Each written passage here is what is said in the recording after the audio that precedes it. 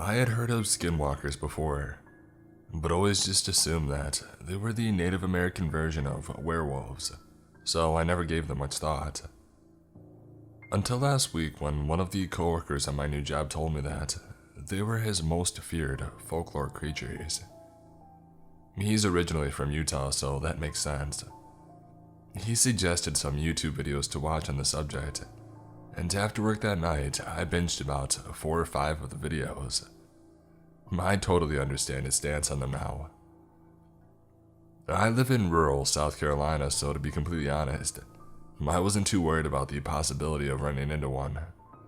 My coworker told me that they're basically a Midwestern thing. I'd be more worried about Wendigos if I were you. He joked the day after I watched the videos. We had a good chat about skinwalkers and Wendigos during our shift, and just reveled in the creepiness of them. I mentioned how one of the tales said that the more you talk about skinwalkers, the more they're drawn to you, and he made sarcastic ghost noises to keep the mood light. That night, I showed the videos to my fiancée. She was way more creeped out than I was. I became kind of obsessed with them. I love scary things and couldn't help but watch every video that I came across. I discussed skinwalkers with my other horror enthusiast friends, looked up skinwalker art, read true skinwalker stories on Reddit, and just dove headfirst into all things skinwalker. This went on for a few days until I started feeling a little bit burned out on the subject. I live in a fairly nice neighborhood where all the houses are on one side of the street. On the other side is property that used to belong to the local elementary school. The building is on the next street over, so basically, it was like the school's backyard or whatever. The school shut down about 30 or 40 years ago when the county just let nature reclaim it. So directly across from my house is an old chain link fence and just overgrown woods.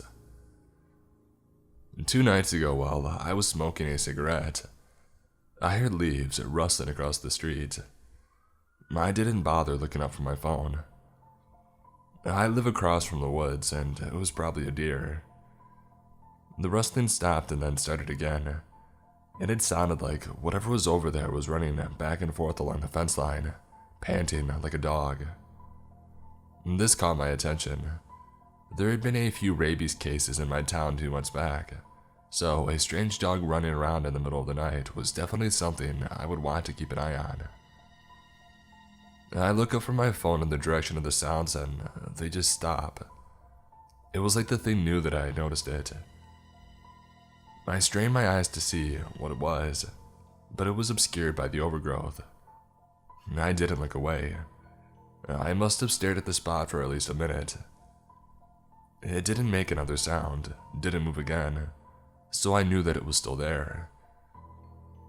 A chill ran down my spine and I began thinking of every skinwalker video I had watched over the last week, and I felt sick to my stomach. I quickly put out the cigarettes and I went back inside. The next morning, I took my dog out for a short walk. She's a pug zoo named Honey and is like my child. Me and my fiance taught her that pee-pee poo-poo means it's time to go outside to potty. It's the cutest thing.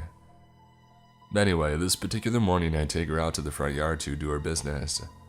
She pees and then walks around sniffing for about 5 minutes before walking to the side of the street and sitting down. She has never done this before, so I was a little annoyed. I tugged on her leash slightly and tried to coax her back towards the house. "Come on, honey, gotta poo-poo." She didn't budge. This dog could be stubborn sometimes, but this was something else. She tugged back against the leash and just stared across the street, sniffing the air occasionally. It was then that I realized she was staring at the exact spot that I had heard the thing the night before. I got goosebumps and I quickly picked her up and began walking back to the house. As I got closer, I noticed something on the ground by my front steps. It was one of the Halloween decorations my fiancé had hung up on our house. Plastic black roses with plastic eyeballs and spiders on them. The stems were a wire so they could be wrapped around things to keep them secured, This flower was torn apart. Something had come out of my porch, taken down the flower and torn it apart, leaving it lying in front of my steps. I picked up the flower and I threw it away. I didn't tell my fiance. I didn't want her freaking out. The rest of that day went by uneventfully. That night, I told my coworker about what had happened, and he looked a little concerned but brushed it off. Said what I heard was most likely a dog and the flower was probably knocked down by the wind, but I had my doubts. As I was walking to my door after getting home from work last night, I heard the same panting as the night before, and the clicking of claws against asphalt. I turned quickly to see a dog that looked like a brown, mangy bull terrier hauling ass down the street. The street is probably about 40 feet away from my front porch, so I couldn't get a great look at it. But I could tell that it was only running on 3 legs because one looked mangled. It turned quickly and darted into the tree line across the street through a part of the fence that had been pulled back. The fence wasn't like that earlier that day. That's when I noticed that the dog didn't have a tail. I almost threw up. Skinwalker legends say that when they take the form of an animal, they never have tails. I try to rationalize it to myself. Maybe it just had a stub tail that I missed because it was running. I immediately went inside. My fiance was sitting on the couch petting Honey. She could see that I was upset and asked me what was wrong. I told her nothing, just that I had almost got clipped by a car before I pulled into the driveway. She got up, hugged me, and cursed the person that almost hit me. She asked me if I could take Honey out for pee-pee poo-poo, because she had been creeped out by all the spooky videos that we had been watching and didn't feel comfortable going outside at night by herself. Honey perked up. She ran to the door and looked between me and the door, whining excitedly. I stared down at her for a moment before agreeing to it. I'll just keep her close to the porch, I thought. We walked off the porch and she immediately tried to walk to the street. I tugged on the leash and she tugged back. She eventually moseyed to the edge of the porch and peed. After, she began walking around sniffing and I told her the usual line. "Come on, honey, gotta poo-poo." She huffed at me, sniffed around some more and eventually started pooping. I was on edge the entire time that we were outside, but being around her helped calm me down a little bit. And then I heard it from across the street. "Come on, honey." My voice, in the exact same tone and inflection as I had just said it. It sounded staticky, like an old radio broadcast, but it was definitely my voice. Honey stopped what she was doing and stood alert. She looked over to me and cocked her head. "Come on, honey, gotta poo-poo." Again my voice called from across the street. Honey began whining, looking from me to the woods across the street. I picked her up and began backing up to the steps, not taking my eyes off of that part of the fence that had been pulled back. "Honey, calm." The voice sounded firm now, like I was getting aggravated. Honey squirmed in my arms, whining. I didn't know if she was trying to get out to go to the voice or to run inside, but I wasn't taking any chances. I turned and bolted up the steps into the door. As I walked inside, I turned one last time to look across the street. There, standing in the part of the fence that was pulled back, was the dog.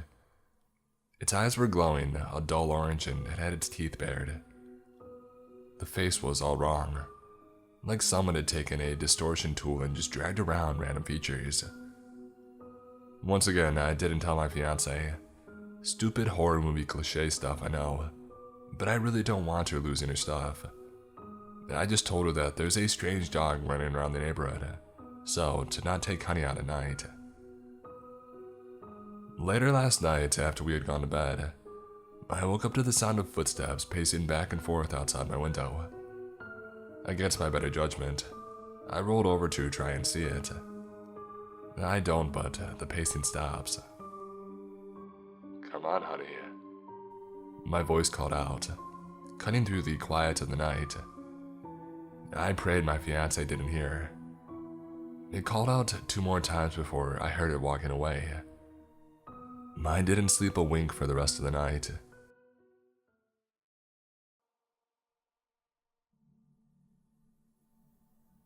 Here's a brief profile of myself. My name is Cohen, and I work for the SCP Foundation in the Mobile Task Force Department. And since I've gotten back from one of my missions, something doesn't add up. This facility doesn't feel real in a way. I feel like every second something is watching me. Yeah, I know probably the cameras and tight security, but this isn't normal. It feels like a huge, superior thing is watching over me. I was transferred to a different facility after my last mission.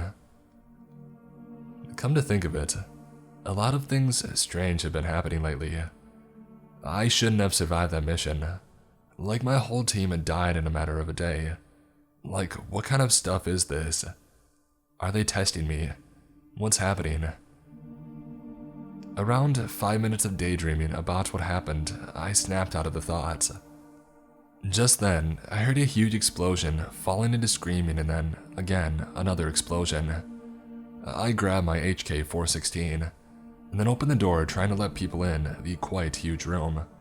Around 5 to 7 scientists enter screaming. I shut the door as fast as I can. Why? I heard something huge coming. I silently shushed the scientists and wait around 5 to 10 minutes later. I can hear more screams, but further down the facility away from the sector's entrance. I asked one of the scientists what had happened and what SCPs had gotten breached. He stopped and then says, "Around every SCP in this sector has breached. I don't know about the other sectors though." What the heck? I only heard 2 explosions. And then I concluded in my mind that while I was daydreaming, the other explosions must have went off. Shit, I thought to myself, if only I didn't. One of the scientists stopped my train of thought and ended the long silence.